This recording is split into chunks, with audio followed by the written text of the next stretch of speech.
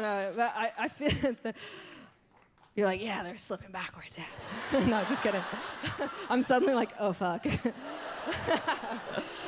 The thing, I watch those specials so I can be like informed when I am asked in every interview to talk about those guys' specials. But like, the thing that kept coming up, it was like, gender's a fact. That was like the refrain of one of them. Gender's a fact. And then they cut to the audience, like, oh, yeah, loving it. And it's like, and I feel like I'm kind of preaching to the choir a little bit here, but just to quickly say, like, of course, biological sex is real. It's a thing. Within that, there's tons of variation. It's very much like scientifically not as much a binary as we think. There's intersex people, there's hormonal variation, there's all kinds of stuff.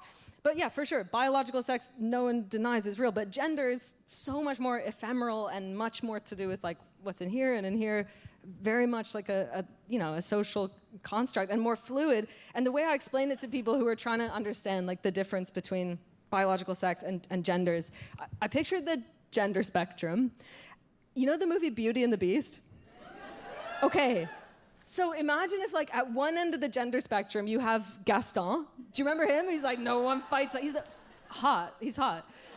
He's like extreme masculinity. On the other end of the spectrum, you have Belle, who has Stockholm syndrome.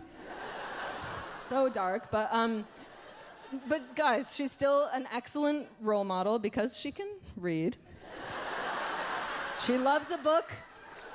You gotta hand it to her. And then in the middle of the spectrum, you have the candlestick, right? You have Lumiere.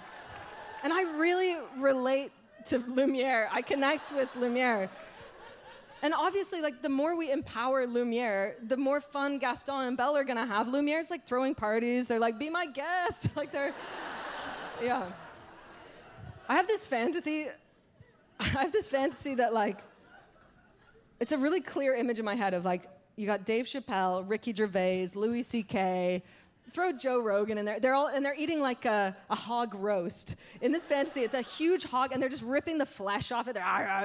They're drinking goblets of mead, like that medieval drink. They're throwing their money, and then they turn the TV on, and they just see me doing my little Beauty and the Beast gender, just like, oh God, the candlestick. And they're watching it, and then they're like, oh my God, guys, we were wrong. Oh. And then they just, my fantasy.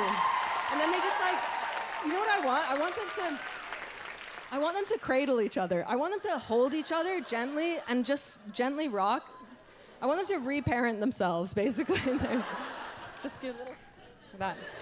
Because I do understand too, I get it. It's hard to learn new language, although like, is it? Like Omicron, like we picked that up pretty fast.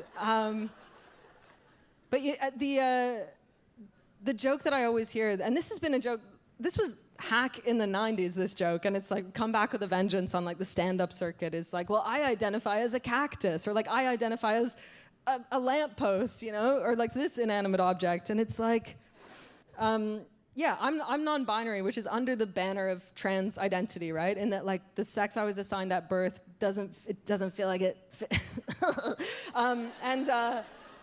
But it's like I don't want to necessarily identify as non-binary or trans. I just am that. I just am, and to say otherwise would be bizarre. It would be like doing a violence to myself. That's what it would feel like. It would be like the hot tomato soup thing times 100, just like full of tomato soup.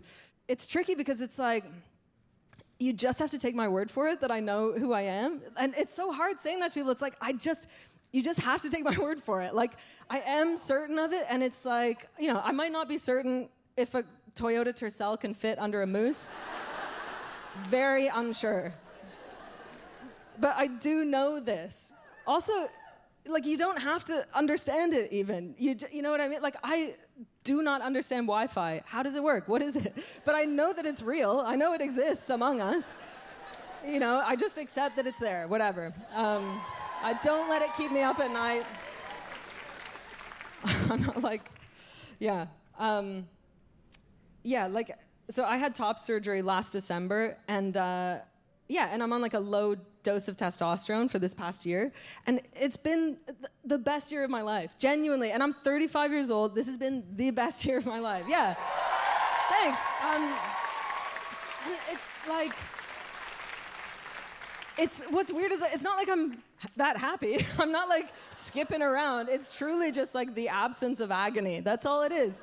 And that's a low bar. And who are we to deny anybody that, right? The absence of agony. Yeah. That's gonna be my that's gonna be my album title. Yeah, okay. And also, I'm really just so grateful to have the language now, right? Because growing up, I didn't have that language, and but I always felt this way. And I remember being like, you know, when you're like 4 or 5, and your parents tell you the story of your birth, you know, and like, no, I feel like my parents. It sounds like they were always just talking about my conception and my birth. I swear we had normal conversations as well.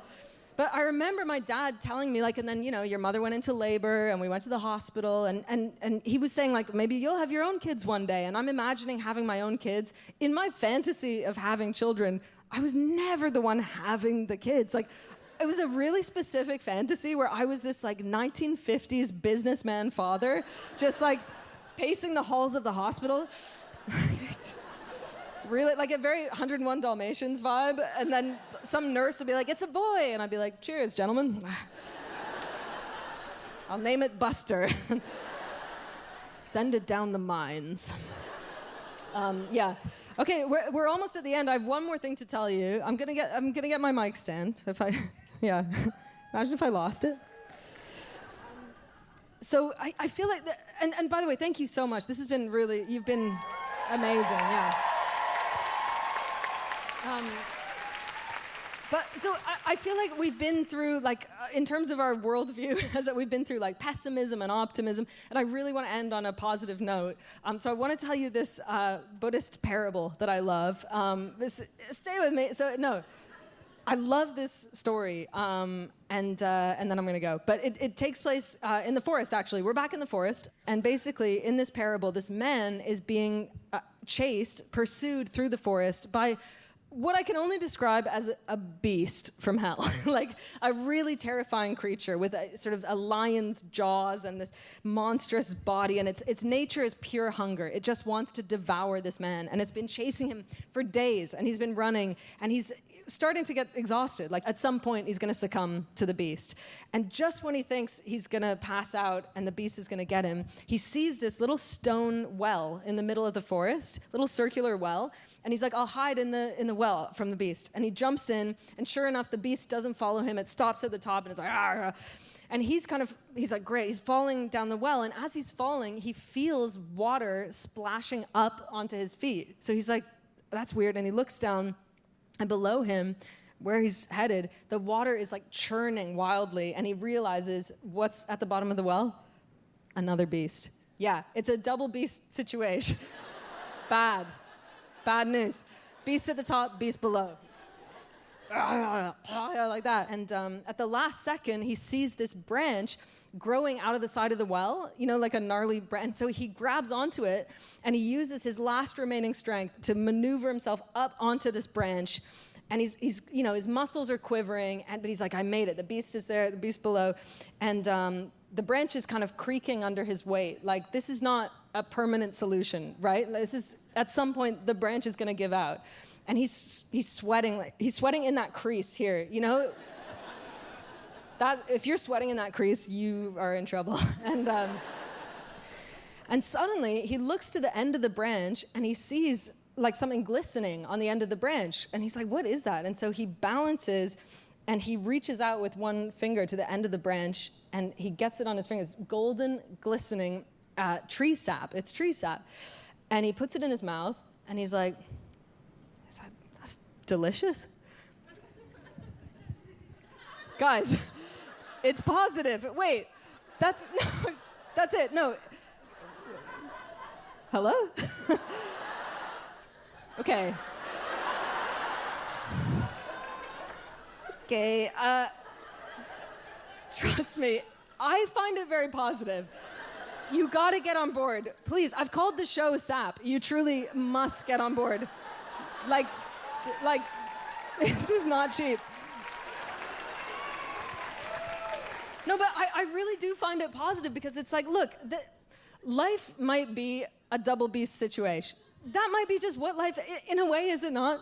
You know what I mean? But luckily, there's so much sap, and we have to just take the time. It's worth it to enjoy the sap and cultivate it where we can. And luckily, there's an abundance of sap, I think. Like, everywhere you look, if you look hard, right? You got dogs. Every dog on this earth.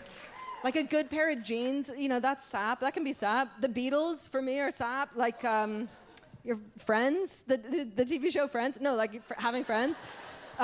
Sex is good. Sex with your friends is pretty good. Scaring people, yeah, if that's... I like campfires, roasting marshmallows, the song Benny and the Jets by Elton John. Yeah, hugs and sparklers, you know, Christmas lights, all those things are fully sap.